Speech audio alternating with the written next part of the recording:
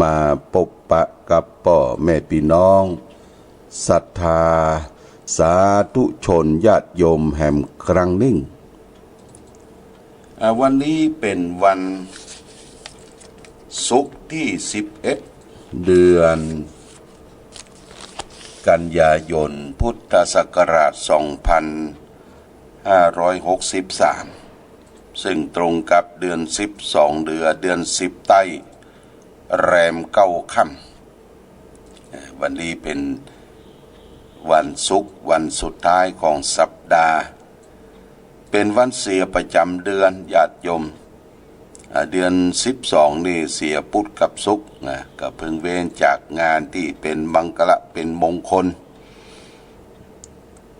นี่เป็นเรื่องของตามโหราศาสตร์ที่ได้กำหนดกฎเกณฑ์กันไว้แต่พุทธศาสตร์นั่นก็ถือว่าเราก็มีวันดีทุกวันญาติโยมถ้าเราได้ทำดีตั้งใจทำดีทำเพื่อเป็นประโยชน์ตนเองและคนอื่นนี่ก็บ่มีวันเสียถ้าใจเราตั้งมั่นคงแล้วญาติโยมจิตใจบ่เลาะและบ่มีความขึ้นลงเดี๋ยวสูงเดี๋ยวต่ำเนี่ยจิตใจบ่ตั้งมั่นนี่ก็มีที่ยึดที่ถือโบราณเปิ้นยึดถือสิ่งที่เฮายังจิตใจบ่ตั้งมั่นเตื้อถ้าจิตใจเฮาตั้งมั่นแน่วแน่มีสมาธิมีความตั้งมั่นของจิตใจก็บ่มีวันเสียวันอย่างแต่ประการใดนะญาติโยมนะเพราะฉะนั้นหลักของพุทธศาสตร์นั้นถือว่าถ้าเราทำดีทุกอย่างก็จะดีถ้าเราทำบ่ดีก็อู้บ่ดีพูดบ่ดีคิดบ่ดีเพราะว่ามันทำบ่ดีก็นำสิ่งที่บ่ดีมาสู่ตนสู่ตัวอย่างนี้เป็นต้นวันนี้วันศุกร์ญาติโยมวันศุกร์นี้ก็เป็นวันที่เราก็ได้เตรียมงานกันแต่ว่านี้ทางเทศบาลตำบลเวียงฝางก็ได้นำเต็นท์มากางที่ลานทำอนุสาวรีย์พระเจ้าฝางแต่ยังบ่ได้เข้าที่เตื้อวันนี้ตอนเย็นได้จะเข้าที่เข้าตางเพื่อจะเตรียมในการฟังธรรมสัญจรครั้งยิ่งใหญ่ของอำเภอฝางเฮาก็ได้รับเมตตาจากผู้ที่ฮือธรรมะจากสถานีวิทยุต่างๆที่ได้เกาะเครือข่ายไปทั่วในภาคเหนือของเฮายกตัวอย่างเช่นว่าอย่างท่านอาจารย์พระครูอภิวัตรวัฒนวิกรมแล้วก็นอกจากนั้นก็มีตุลุงยองท่านพระครูปฏิภาณธรรมทินจากเวียงป่าเป้าเป็นต้นเนี่ยเป็นหลักใหญ่ที่จะได้ปาคณะผู้จัดรายการมาฮือธรรมะแล้วก็มาปั่นความสุขฮือแก่พ่อแม่พี่น้องประชาชนคนเมืองฝางเฮาเมืองฝางแม่อายชัยปราการก็จะได้ติดตามลามกันมาฟังเทศฟังธรรมพบปะกับนักจัดรายการผู้ที่ฮือธรรมะฮือความรู้ฮือความเพลิดเพลินเจริญใจแก่หมู่เฮาและท่านทั้งหลายเพราะฉะนั้นวันนี้ก็เป็นการเตรียมงานถึงเย็นบ่ญาติโยมนะถึงเรียบร้อยวันพรุ่งนี้เจ้าเพิ่งก็จะเดินทางมาละตั้งแต่5 โมง6 โมง7 โมงก็เดินทางมาฉันเพลที่บริเวณปืนวิหารพระเจ้าละแข่งก็จะได้กางโต๊ะกางยังเตรียมตัวไว้เตรียมต้อนรับญาติโยมตลอดถึงพระสงฆ์ที่จะมาฉันภัตตาหารเพลในวันพรุ่งนี้นี่ก็ญาติโยมท่านสาธุชนได้รับทราบรับฟังเสียงนี้วันพรุ่งนี้เตรียมตัวเด้อนุ่งชุดขาวห่มขาวเข้าหาธรรมะฟังธรรมะธรรมะญาติโยมที่เป็นแฟนรายการเป็นแฟนคลับรายการจะมีอย่างเป็นของฝากคือแก่ครูบาอาจารย์ที่เพิ่นฮือทำเพิ่นเดินทางมาถึงบ้านเฮาก็เตรียมตัวเตรียมใจเป็นของฝากมาทักทายปราศัยอู้จาสนทนาพาทีหรือมาช่วยกันถวายภัตตาหารเพลภัตตาหารเพลไม่ใช่กับฟังบ่ได้นะญาติโยมต้องมาปะมาพบมาอู้มาจา ทักตาประสัยเป็นความใกล้ชิดเป็นความอบอุ่นของผู้มาเยือนบ้านเฮาก็คือครูบาอาจารย์ที่เพิ่นให้ธรรมะแก่หมู่เฮาและท่านทั้งหลายต้องขออนุโมทนากับญาติโยมที่ได้บูชากันเทศกันเทศเมื่อคืนบึดก็มีเตระวะพามสังกาผูกที่สองได้ญาติโยมเด้อพามสังกาผูกที่สองก็ที่รับเป็นเจ้าภาพกันเทศมาคืนวันศุกร์บึดนี้20 นาฬิกาถึง 10 โมงก็มีพ่อน้อยปั่นมโนครบ้านเสาหินเบียงฝางแม่ใส่ลุงพิคุณบ้านเสาหินเมืองฝางอันนี้พร้อมกันเทศ300แล้วก็เป็นค่าน้ำค่าไฟค่าไฟฟ้าวิทยุแหม200 บาทโมทนากับพ่อน้อยปันพ่อน้อยบุญปันมโนครแม่ใส่ลุงพิคุณบัดเต้าแต่นั้นวันพรุ่งนี้เพื่อก็เตรียมอาหารการกินเรียกว่าต้มไข่เป็ด50 ฟองก็มีแหมหลายอย่างที่จะมาถวายเลี้ยงเพลเพราะว่าบ้านพ่อน้อยปั่นส่วนเปิ้นนั้นเลี้ยงเป็ดไข่เป็ดนี่บ่ล่ำได้ชันกันดอกแล้วก็มีแม่คำน้อยสุปัญญาบ้านสวนดอกอันนี้หอมกันเทศ100 บาทแล้วก็แม่จันทาเหลืองสุวรรณบ้านสวนดอกหอมกันเทศ200 บาทนอกจากนั้นก็มีเจ้าภาพที่จะได้ร่วมด้วยช่วยกันเตรียมต้อนรับในการจัดงานธรรมสัญจรได้บริจาคให้หอมบำรุงสถานีพ่องเป็นค่าภัตตาหารเลี้ยงกระเพาะป่าพ่องนี่มีคุณแม่อรงกฎชัยวิชิตบ้านแม่คาอันนี้เปิ้นทำเก้ากันจิ้นมา100 ห่อแล้วก็ดูเหมือนจะมีคนอื่นร่วมแหมบำรุงสถานี1,000 บาทคุณโยมแม่อารีส่วนบุญคุ้มชัยประการนี่ก็ได้ร่วมทำบุญแหม500 บาทแม่โยมคุณโยมอารีแม่อารีก็บอกว่า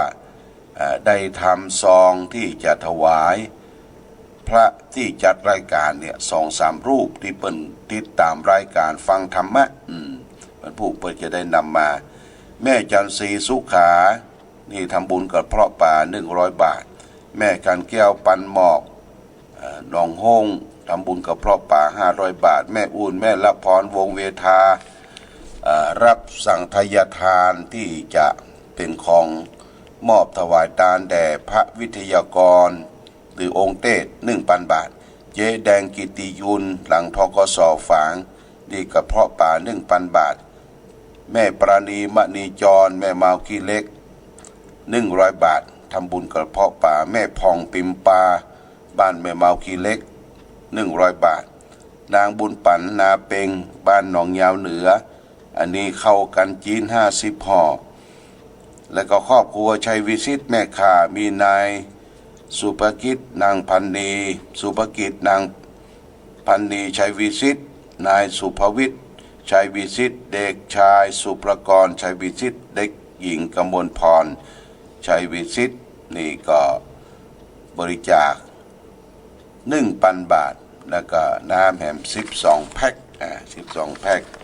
แล้วก็คุณปราณีปัญโยบ้านเจียงใหม่ร่วมทำบุญกระเพาะป่า 1,000 บาทแม่อุ่นแม่ระพรร่วมทำบุญกระเพาะป่า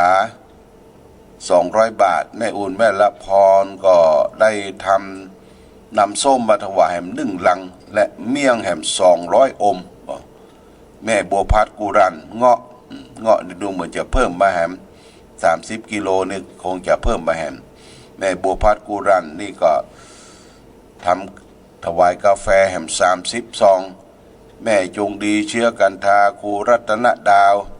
นี่ขนมปัง200 ห่อและซาลาเปา50 ลูกน้องชนิภาหัวฝายนี่ก็ขนมวง200 วงและญาติโยมบ้านหัวฝายอันนี้เป็นเจ้าภาพทำขนมเส้นนะแม่บัวแม่คำเกื้อกรุวงศ์เป็นต้นเป็นประธานคุณบุญช่วยคุณจิรภาโยธิยาบ้านสรีถ้อยเจ้าภาพส้ม1 ตะกร้าและกับปัจจัยแหม200 บาท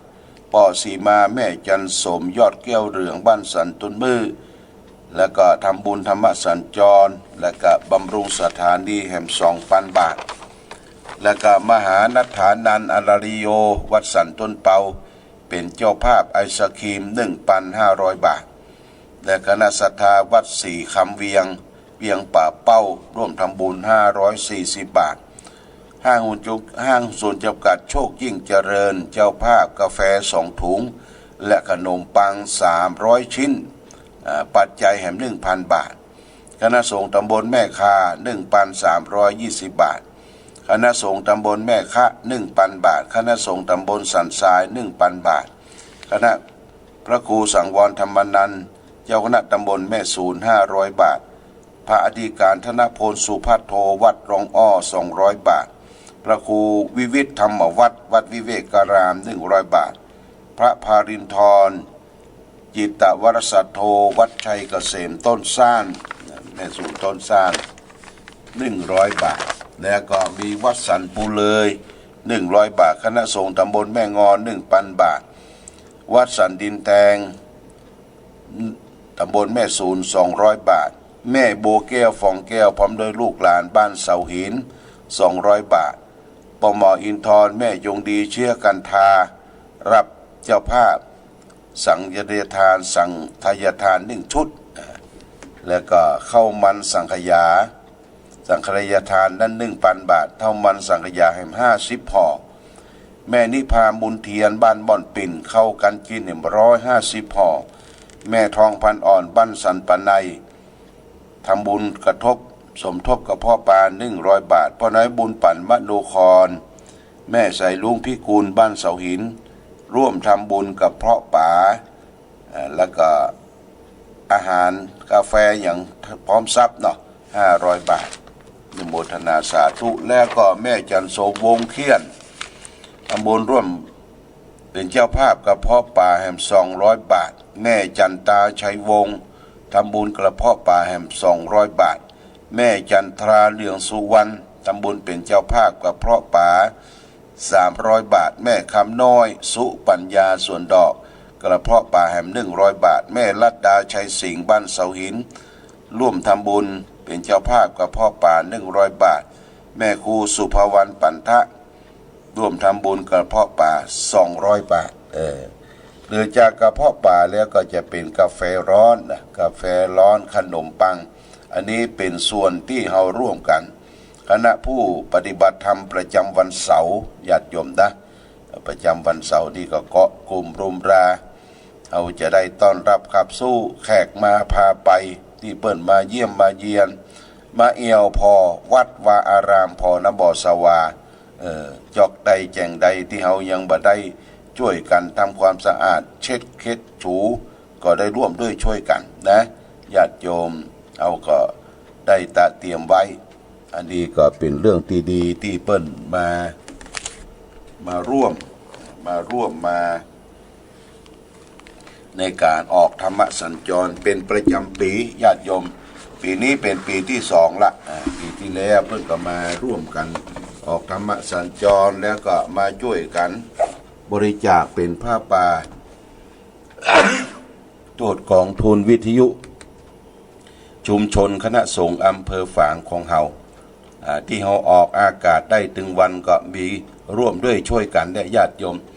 ถ้าบ่มีกองทุนบ่มีปัจจัยที่จะได้เป็นค่าไฟฟ้าค่าอินเทอร์เน็ตเขาก็บ่ได้มีการถ่ายทอดเกาะเครือข่ายกันไปทั่ว